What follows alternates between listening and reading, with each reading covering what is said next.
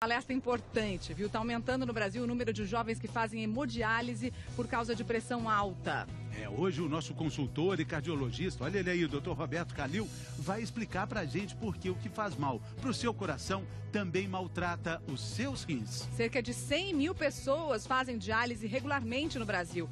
E o tratamento pode durar a vida inteira. A gente não pode desistir da vida, não. Enquanto tiver um pinguinho de sangue, a gente tem que lutar. O nefrologista do Hospital do Rim, Dr. Medina, vai falar dos estágios da doença renal. Caldo de feijão sem linguiça, pé de moleque sem amendoim. Hoje você vai conhecer o time de nutricionistas que aceitou o desafio de fazer receitas típicas, mas sem os ingredientes proibidos para quem tem problemas nos rins. Você tem dúvidas sobre esses assuntos? Pressão alta, saúde dos rins? Manda pra cá pela hashtag Você no Bem-Estar. Já chegou a primeira dúvida do nosso auditório virtual. Vamos dar uma olhada aqui. O Giuliano está perguntando: o uso contínuo de diuréticos para o controle da pressão pode comprometer o bom funcionamento dos rins, doutor Medina? Não, em geral, ele ajuda a controlar a pressão. Esse uso precisa ser sempre bem controlado. A quantidade adequada para controle da pressão, ele pode prejudicar, mas normalmente ele é utilizado para tratar a doença e não para prejudicar. Bom, existem muitas novidades nesse assunto de hoje, a gente vai falar de alguma delas. Por exemplo, você sabia que é possível fazer a diálise em casa? Não é para todo mundo. A gente vai ver como esse processo funciona com o repórter Bruno Sacaue. 78 anos e seu Silvio não tem planos de parar de trabalhar ou de abandonar os costumes antigos, como a sinuca com os amigos. Uma vontade de aproveitar a vida que não foi abalada nem quando ele soube que, por causa da pressão alta, os rins estavam parando de funcionar. A única opção era filtrar o sangue com a ajuda de aparelhos, no hospital chamada de hemodiálise. Você tem que ir lá 3 vezes por semana, ficar lá 4 horas, fora o deslocamento que passa a ter. Esses são só alguns dos motivos para o Silvio preferir o tratamento em casa. Aqui eu tenho minha vida tranquila, assisto televisão, conheço tudo, né? Na diálise feita em casa, o paciente faz antes uma cirurgia para colocar um catéter, onde uma solução será injetada na cavidade entre os rins. Quem vai fazer a função do rim é o peritônio, que é um filtro natural do nosso corpo.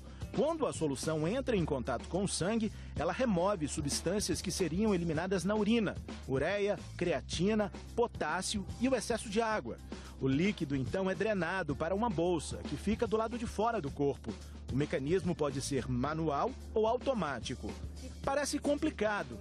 E não dá para aprender sem instrução. Ele vai receber um curso com passo a passo. Como lavar as mãos, como lidar com esse catéter, como limpar esse catéter, como conectar as bolsas da diálise. E somente quando ele estiver apto a fazer isso, é que ele vai ser liberado para fazer em casa. O paciente recebe o material em casa pelo SUS, não precisa pagar. E todo mês tem que fazer exames de sangue. Ele tem que passar com o médico nefrologista e com o enfermeiro também nefrologista, especializado em nefrologia, para avaliar como está indo aquela diálise e se tem que haver alguma alteração daquela prescrição. A decisão de seu Silvio exigiu adaptações em casa. Torneira mais alta no banheiro, toalhas de papel e sabonete líquido para evitar a infecção. E ele passou a dormir no quarto de hóspedes, para fazer a diálise tranquilo durante a noite. Fui adequando, né? Já existia o guarda-roupa, eu fiz este armário, que era para armazenar os componentes que eu preciso para usar na diálise. Essa mesa já existia e eu comprei uma televisão para ter uma distração. Seu Silvio ainda tomou uns cuidados a mais. Aqui na parede, por exemplo, ele tem colado o esquema passo a passo de funcionamento da máquina, até no caso de uma queda de energia, a operação manual. E se nada disso resolver, ainda tem 2 recursos: o telefone e essa campainha aqui, ó. Apertou, não demora muito e a ajuda já está chegando. É a dona Doroti que cuida de tudo para que o marido só tenha o trabalho de ligar a máquina. Passo creme nas pernas, no braço, daí faço um tchau, boa noite, vou dormir. E o beijo de boa noite, tem ou não tem? Ah, não tem. Agora então, até agora, não tem um beijo agora não? Olha, nunca pensei nisso.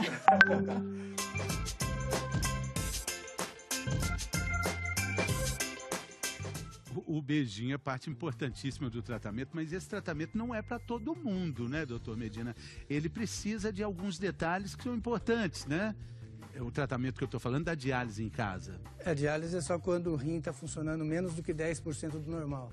Você tem o rim funcionando acima de 10%, ele dá conta de fazer tudo o que precisa. Tá. E importante dizer que não é a pessoa que vai determinar se vai fazer em casa ou no hospital, né? Tem que ter um perfil físico e mais uma condição adequada para fazer em casa. Senão é melhor fazer no hospital. Tá, então quem faz em casa tem esse tratamento específico em casa, não vai para o hospital, né? É diferente. E quem faz no hospital não decide assim, agora eu vou fazer em casa. Não é assim a alternativa. Não, são dois processos diferentes. Quem está num processo, ele pode ocasionalmente mudar para o outro processo, mas não é assim, um dia eu vou fazer uma coisa, outro dia eu vou fazer outra. Toma um mês para você mudar de um para outro, 1 ou 2 meses para mudar de um para outro. Sim, como... São opções que você define. Eu quero fazer um, eu quero fazer outro. Depois você pode mudar, mas não é assim, eu mudo um dia para um, depois volto, vou e volto. A diálise é exatamente a limpeza, é reforçar essa função dos rins que acaba sendo prejudicada por diversas razões que a gente vai ver no programa de hoje. Vamos entender assim, como é que essa limpeza se processa nos nossos rins, né? Eles são trabalhadores incansáveis, né, doutor? Incansável. Ele filtra 180 litros de líquido por dia, recupera 178 e só elimina 2. É uma usina. É uma usina, trabalha o dia inteirinho. Então vamos pegar a partir do que ele processa como um material reciclável, dos mais importantes, a água que chega até os nossos rins. Olha, vamos colocar água aqui dentro dessa usina. Essa água, ela vai ser reciclada. Pode colocar? Pode colocar. Posso colocar. Pode colocar o sal também. E também os sais que chegam até, sais de qualquer forma, proteínas também, a gente tem aqui o cálcio e temos também a glicose. Todo esse material vai ser reciclável, vai ser reaproveitado, né? A principal função do organismo é manter o equilíbrio hidroeletrolítico, diminuir a quantidade de água e de sal que você tem no organismo. Então ele não deixa você ficar seco nem com inchaço, deixa você ficar enxutinho. Então a principal coisa do organismo, do rim, é fazer você ficar equilibrado do ponto de vista de água e sal no seu organismo. Enxutinho, tá o Dr. Calil, que a gente vai ver daqui a pouco, tá muito enxutinho. E aqui falando das partes não recicláveis, as toxinas que a gente vai colocar aqui. Isso ele tem que eliminar. Os ácidos orgânicos. Isso, as toxinas e os ácidos orgânicos são restos assim do seu metabolismo. Para você continuar fazendo toda a sua atividade, você produz coisas que precisam ser eliminadas.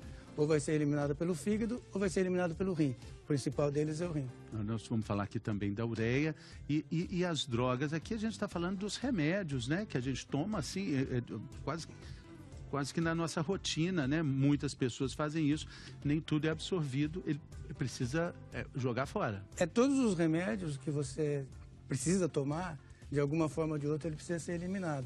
Ou ele é eliminado na forma integral dele, ele faz a ação dele e depois é eliminado, ou ele sofre uma modificação no organismo e é eliminado pelo rim ou pelo fígado.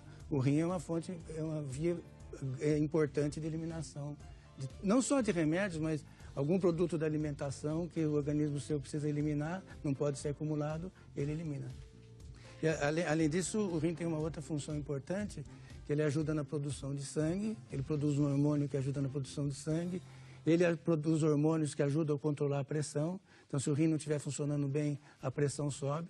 Ele também produz hormônios a partir da vitamina D, que mantém a estrutura óssea de cálcio equilibrada para você manter sua força esquelética. Falando em pressão, né, doutor Calil, que muita gente não sabe é que o que faz mal para o nosso coração também pode fazer mal para os nossos rins, né? Sim, claro. Então, por exemplo, são similares às doenças ou as situações que fazem mal para o rim e para o coração. A gente vai falar de alguns fatores de risco aqui. Doutor Calil tá com medo. Porque muito eu tô medo. Aqui com... Você tá com medo? Olha a cara dele de medo. Ele tá com vermelho, Fê. Ele acha que de fato a gente vai fazer ele de alvo. Se eu Se o Fernando estivesse no seu lugar, eu não teria medo. Ah, que injustiça. Com essa flecha na mão. Que injustiça. Tá bom, doutor Calil. Eu vou ficar aqui com a flecha paradinha, não vou fazer nada. Enquanto o senhor fala dos fatores de risco. O primeiro que tá ali, Bom, o diabetes compromete os vasos. É como se corroesse os vasos, né? E como sempre falo, do cérebro, que levam sangue para o cérebro, para a cabeça, para o coração e para os rins. Então, um paciente diabético, ele pode comprometer sim, levar à via final danos ao rim e ao coração, né? Então, similar. Outro, o fumo, né? O cigarro. O cigarro, mais do que falado, ele faz mal, né? O que faz mal ao coração, nesse caso, faz mal ao rim, né? Então, aumenta a incidência do coração de insuficiência, de infarto, de insuficiência coronária, da pessoa infartar, de ter um derrame cerebral, né? E muitas vezes, um coração fraco, levando a insuficiência cardíaca, bombeia menos sangue para o corpo, vai menos sangue para o rim também e vai comprometer o rim, né? Por outro lado, aproveitando, o rim insuficiente vai juntar mais água no organismo, não vai eliminar substâncias tóxicas, sais e água e vai sobrecarregar o coração. E a obesidade? Obesidade também é um fator de risco para as duas coisas. Quer dizer, a pessoa não faz exercício, ela vai ganhando peso, obesidade. Aumenta os níveis de glicose no sangue, de colesterol, né? Por si só é um fator de risco, levando muitas vezes, mesmo não sendo obesidade extrema, levando a uma coisa chamada síndrome metabólica, que é aumento de colesterol, de glicemia, levando, danificando as artérias que levam sangue para os rins e para o coração, agredindo os dois órgãos. Daqui a pouquinho a gente vai falar mais sobre isso, mas antes a gente quer ter uma pergunta aqui, que é o seguinte: você sabia que anti-inflamatório pode fazer mal para os rins? Durante quanto tempo, você sabe? Você usa anti-inflamatório assim rotineiramente? Vamos falar sobre isso e também vamos mostrar alguns hospitais que agora estão permitindo que as pessoas façam diálise dormindo. É muito melhor porque sobra mais tempo para fazer as atividades do dia a dia. A gente volta já já.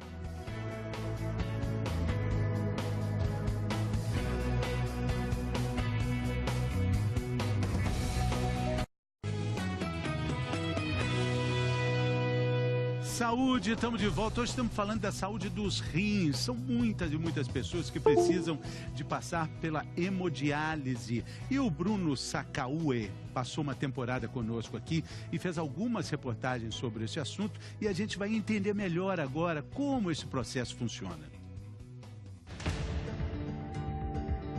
E não pode desistir da vida, não. Enquanto tiver um pinguinho de sangue, a gente tem que lutar. A luta do seu Nilson começou em 2004. Pressão alta, não baixava. Os exames mostraram que o problema já tinha afetado os rins. Eu fui levando o máximo que deu. O ano passado, em fevereiro, ele já começou a me dar dor, já começou a doer. Aí já tive que entrar para fazer a hemodiálise. Cerca de 100 mil pessoas fazem diálise regularmente no Brasil, segundo dados da Sociedade Brasileira de Nefrologia. Diálise é um método de retirada de alguma substância no organismo que está em excesso pelo não funcionamento do rim, ou algumas substâncias que o rim não produz, né, e você tem que repor. Então, você faz diálise. A hemodiálise é um dos tipos. Primeiro, o paciente recebe um catéter ou uma fístula arteriovenosa. O mecanismo é permanente e é por meio dele que o paciente se conecta à máquina que faz a função do rim. O sangue é bombeado até um filtro, onde é misturado com uma solução de diálise. Uma membrana retém líquido e toxinas e o sangue limpo é devolvido ao paciente. Em média, são necessárias 3 sessões por semana, com duração de 3 a 4 horas cada, para deixar o sangue sempre livre de impurezas. O tratamento dura a vida toda, ou até que o paciente consiga um transplante. Você tem que enfrentar, não adianta você falar que não vai fazer, né? Mas o tratamento evoluiu.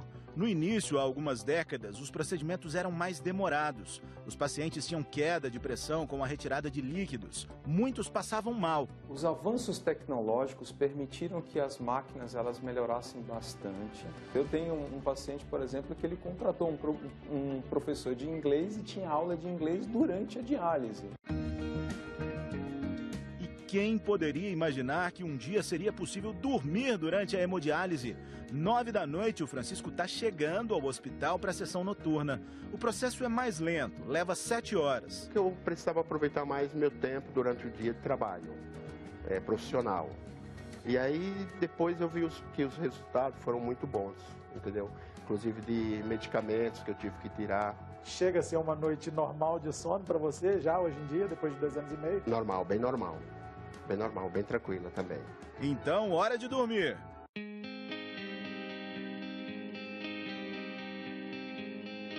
Cinco da manhã em ponto, Francisco acabou acordando um pouquinho antes da hora, porque a gente começou a movimentar aqui também. Mas descansou, Francisco? Descansei bastante, super tranquilo. Dormiu bem a noite toda? Dormi bem. E já que é a hora do café da manhã, o Francisco come normalmente. Café aqui, a gente tem a nutricionista, a gente tem a opção de escolha, entendeu? O que você não faz hoje, que você gostaria muito de fazer, mas acaba não podendo fazer por conta da hemodiálise? Fazer uma viagem para o exterior. Até que dá, mas aí é complicado, tem que ter um planejamento, não dá para aproveitar 100%. Entendeu? Fazer uma faculdade 100% também. Eu fiz uma recentemente, mas aí fiz à distância, não dá para fazer 100%. Enquanto espera pelo transplante que pode mudar a vida dele, Francisco segue na luta, um dia de cada vez. Fazer o que agora? Agora trabalhar, sempre, todos os dias. Obrigado, um abraço.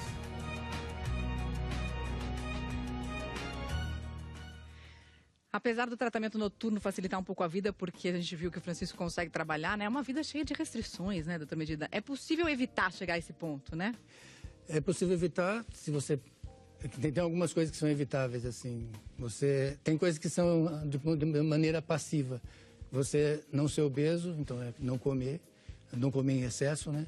Não do tabagismo, né? Não fumar. Então são coisas fáceis de você não fazer.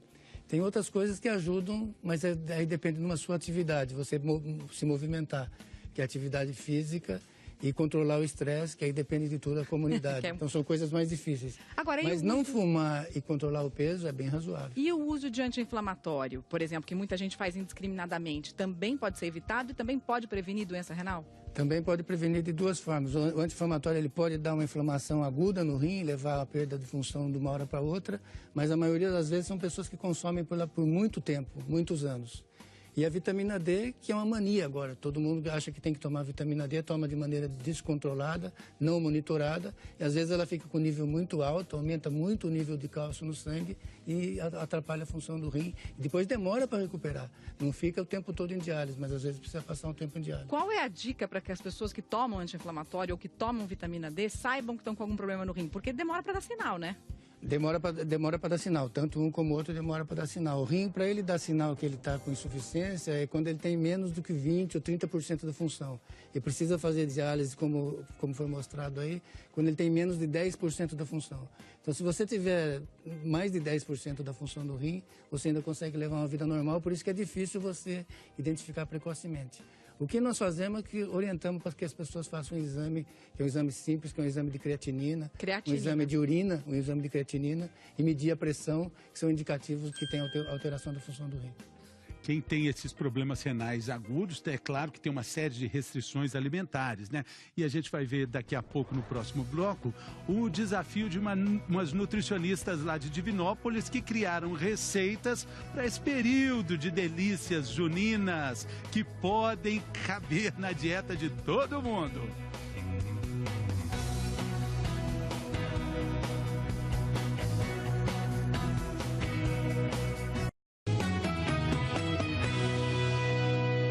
Bem-vindo de volta, é hora do G1 em 1 minuto agora.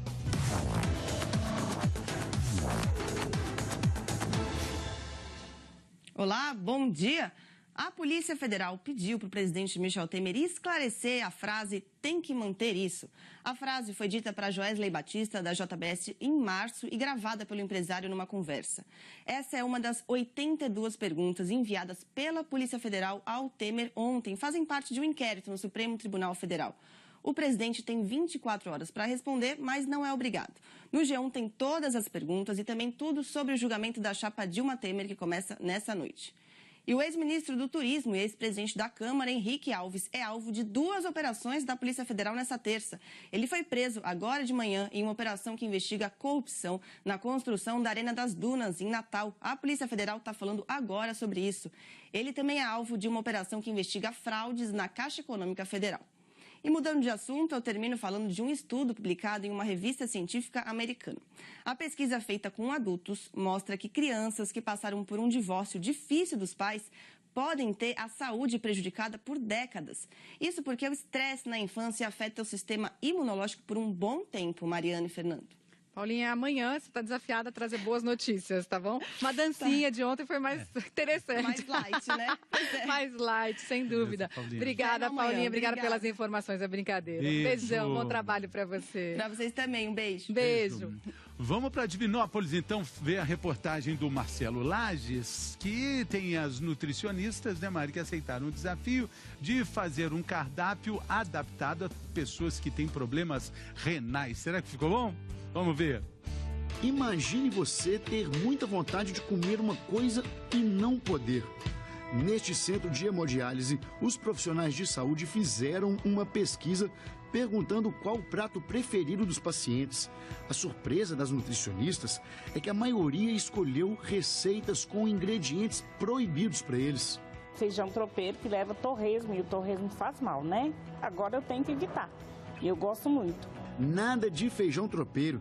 Quem faz hemodiálise precisa ter uma dieta muito controlada. Eles têm que fazer ingestão controlada de diversos nutrientes. Os mais importantes desses são o sal, o sódio, né? O potássio, que está presente em muitas frutas, fósforo, que está presente principalmente em leite e derivados. O difícil era seguir as orientações. Todo mês a gente passando esses exames, eles falavam assim: mas meu potássio está alterado porque eu fui numa festa natalina. Depois, festa junina. E aí, todo mês eles tinham uma desculpa.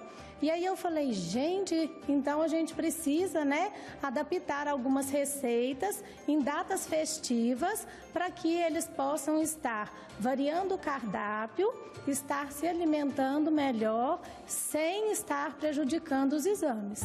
O desafio era grande, fazer bolo sem leite, pé de moleque sem amendoim e caldo de feijão sem linguiça. E deu certo. Não foi difícil porque os pacientes, eles ofereceram a receita e sabiam que eles iriam degustar a receita e aprovar a receita que ele gostaria. No banquete da festa junina, o leite do bolo de milho é substituído por suco de abacaxi, flocos de arroz dão a crocância do pé de moleque e no caldinho de feijão, em vez dos embutidos, vai carne moída. Uma delícia. A gente pode comer, né, sem medo, então, porque a gente tem certas regras, né? Pode escolher à vontade, tudo é bom, tudo bem feito, muito, não faz mal para ninguém. As receitas viraram um livro que pode inspirar outros pacientes. Tá muito gostoso, fora do comum. Pode experimentar que todo mundo vai gostar. Então tá bom, Sou. Então vai todo mundo gostar de mais a conta? Vamos ver mais uma dúvida aqui do nosso mural internetico. É da Ana Cláudia. Ela está dizendo que descobriu recentemente que tem um rim bem menor do que o outro. Quer saber se isso é algo grave, doutor? Tem uma diferença normal entre um rim e o outro de 1 centímetro. Se é muito menor, aí pode ter algum significado, mas a pessoa vive bem com um rim só. Igual não é? Assim, um nunca Igual nunca é. Igual tem 1 centímetro de diferença. O rim esquerdo é um pouquinho maior do que o rim direito. Muito bem. Então vamos encerrar hoje com a proteção total do Dr. Calil, porque eu recolhi as ameaças do Dr. Calil. Então o senhor está protegido da flecha hoje. Quero tá ver bom? onde vai parar isso. Não vou fazer, só mandar. Vai. Onde, Mara? Aqui? Gente. Bom, depois dessa, se cuida, vem aí o encontro, a Fátima Bernardi. Obrigado, doutor. Obrigado. Você não vai lançar? Lança, vai.